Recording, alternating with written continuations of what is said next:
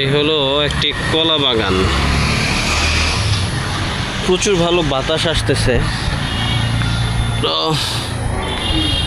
একটা ছোট রেস্টুরেন্ট ছিল এখানে, পরিচালনার অভাবে এগুলো বন্ধ হয়ে গেছে। দেখেন আসলে মানুষ না থাকলে যা হয়। আর কলা গাছগুলো পরে লাগানো হয়েছে, সুন্দর কলার থরি, চমৎকার বাতাস। এইখানে একটা চায়ের দোকান ছিল।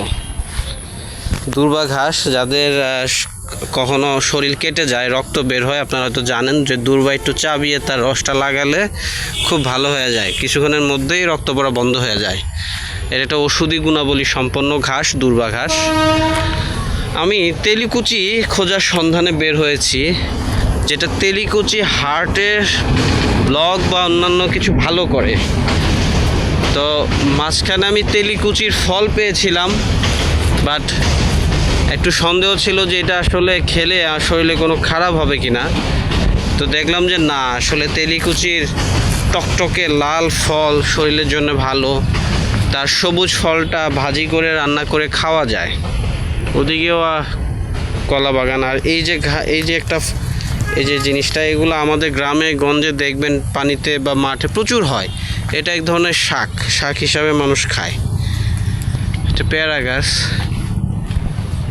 সুন্দর একটা জায়গা, মশার কামড় না খেলে ভালো জায়গা। এটা জাম গাছও দেখি হয়ে গেছে, জাম গাছ, কাঁঠাল গাছ।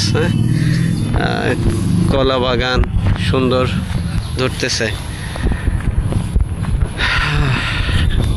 মানুষ না থাকলে, পরিচর্যার অভাবে জিনিসগুলো নষ্ট হয়ে যায়।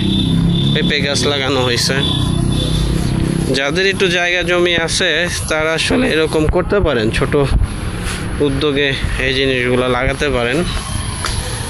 বিকেলে এসে কিছু সময় বসবেন, ভালো লাগবে। ধন্যবাদ।